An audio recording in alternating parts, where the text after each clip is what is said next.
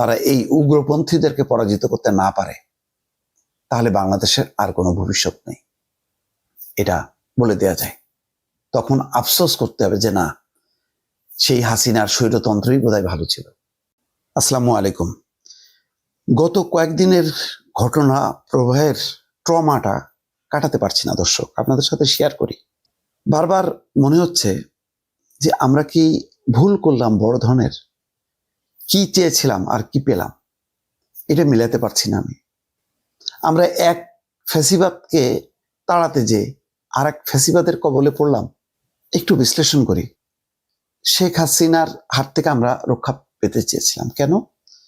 যে শেখ হাসিনার আমলে বস্তুত একটা ফ্যাসিবাদী শাসন,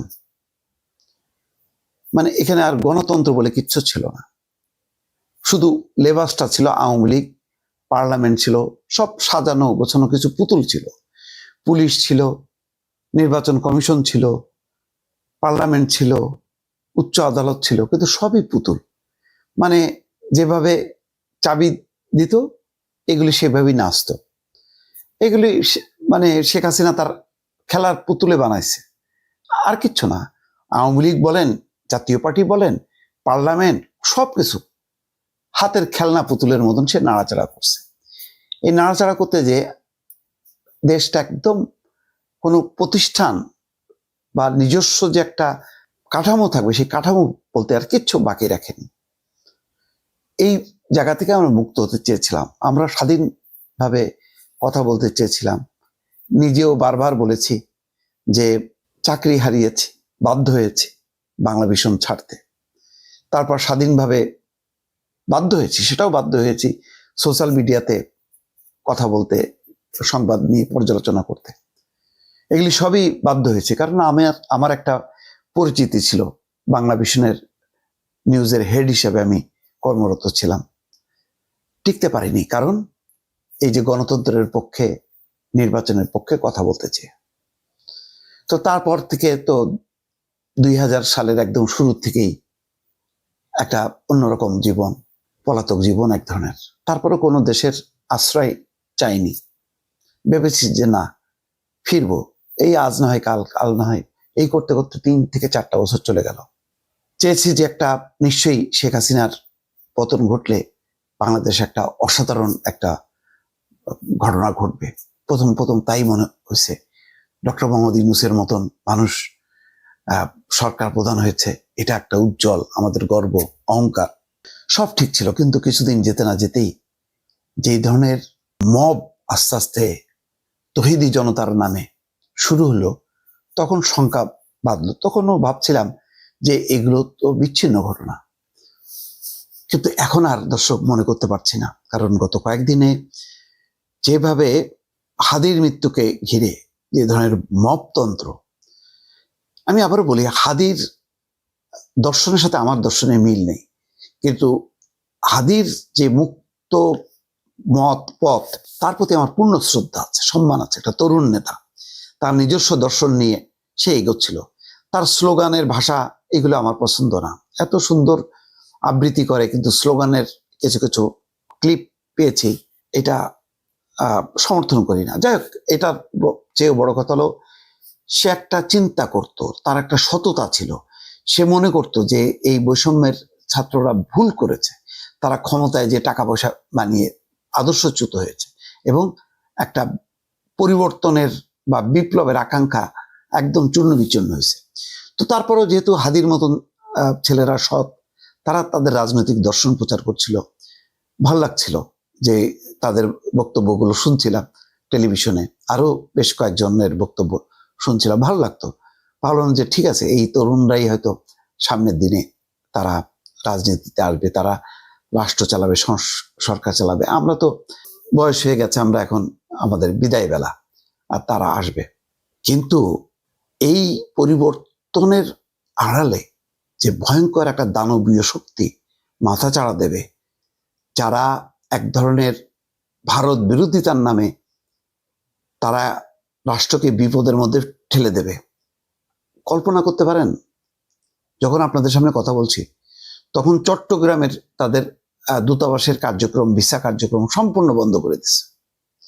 কারণ সেখানে কমিশনের অফিস এবং উপ হাই কমিশনের বাসায় আক্রমণ হয়েছে, ইটপাটকেল ছুঁড়েছে, নিরাপত্তাজনিত হুমকি সৃষ্টি হয়েছে। ভারতও বন্ধ ছিল একদিন, পরের দিন খুলেছে। ভারতেও সেই শঙ্কা আছে, আপনার শক্তি নেই, কিন্তু আপনি এমন অবস্থা তৈরি করছেন, সেখানের ভারতের পুলিশও যদি মার্চ করে আপনার খবর থাকবে না। আপনি যুদ্ধ করতেছেন, বিপদে ফেলছেন। উদ্দেশ্যটা কি? মতলব হাসিল করা, যাতে সামনের নির্বাচনে উগ্রপন্থীদের জয় জয়কার হয়। আমাদের ধর্মপ্রাণ মানুষ সোজা সরল, তাদেরকে ব্ল্যাকমেইল করা হচ্ছে ধর্মের কথা বলে, ভারতের কথা বলে। তারপরে দেখেন, হাদির দর্শনে বিশ্বাস করে না, হাদি সহিংসতাকে পছন্দ করে না, আগুন সন্ত্রাসকে পছন্দ করে না, বিরোধিতা করে। তার প্রতিবাদী, তার ক্লিপগুলো আমি শুনেছি। অথচ হাদির মৃত্যুর জন্য যেন অপেক্ষা করছিল, সাথে সাথেই তারা তাণ্ডব চালালো। প্রথম আলো, ডেইলি স্টারের মতো বাংলাদেশের সর্ববৃহৎ পত্রিকা, মানুষের ঘরে ঘরে যে পত্রিকা রাখা হয়, সেই পত্রিকা জ্বালিয়ে দেওয়া হলো, পুড়িয়ে দেওয়া হলো। ছায়ানট বা কোমলমতি রাজধানীর শিশুরা, তাদের সংস্কৃতির চর্চার কোনো জায়গা নেই। সেক্ষেত্রে তারা গান শেখে। তাদের পড়াশোনার বাইরে তাদের এই যে ধ্যান জ্ঞান, বাংলাদেশের তো একটা সংস্কৃতি আছে, সেই সংস্কৃতিকে তারা ধ্বংস করতে চায়, গণতান্ত্রিক প্রতিষ্ঠান ধ্বংস করতে চায়, সংসদ ভবনে হামলা পর্যন্ত করতে চায়। এই শক্তি দানবীয়ভাবে আসছে সামনে নির্বাচনে। গণতান্ত্রিক শক্তিকে ফেস করতে হবে, কিন্তু 1.5 মাস আগেই তারা তাদের চেহারা দেখিয়েছে। ফলে একটা উদ্বেগ ভর করছে। না জানি নির্বাচনকে ঘিরে এখনো তো সময় আছে 1.5 মাস, এর মধ্যে না জানি কি ঘটনা ঘটায়। তারা কি নির্বাচন কেন্দ্রগুলি কি একইভাবে হুমকির মুখে রেখে দখল করবে এবং তারা নিজেদের জয়যুক্ত করবে? নতুন সংখ্যা ভর করেছে দর্শক। পরিবর্তন নিয়ে যতটা গর্ব বোধ করতাম, এখন গ্লানিতে ভরে যাচ্ছে। না, এই পরিবর্তনের জন্য তো আমরা এই লড়াই সংগ্রাম করিনি। আমার বারবার মনে পড়ছে ইরানের কথা। ইরানের শাহ ছিল আমেরিকার মদতপুষ্ট একটা শাসক গোষ্ঠী, যারা স্বৈর শাসন কায়েম করেছিল, যারা সুষ্ঠু নির্বাচন হতে দিত না। তখন ধর্মীয় দল এবং সেই সাথে বাথ কমিউনিস্ট পার্টি ইরানের, এই দুটি দলই ছিল মানে শক্তিশালী। একটি ধর্মীয়, আর একটা হচ্ছে বাম গণতান্ত্রিক। তারা আন্দোলন সংগ্রাম করলো, শাহের পতন ঘটলো, ক্ষমতায় দখল করলো খোমেনিপন্থীরা। তারপর কি করলো? প্রথম দফায় ওই ইরানের বাথ কমিউনিস্ট পার্টির সদস্যদেরকে, নেতাদেরকে ধরে ধরে কচুকাটা করলো। ইতিহাস যেমন ইরানের ঘটনাটা আমাদের এখানে তার একটা অন্য একটা রূপ দেখছি। সবাই মিলে আন্দোলন করলো শেখ হাসিনাকে হটানোর জন্য। এখানে বাম, ডান, ধর্মীয় সবাই মিলে যার যার অবস্থান থেকে।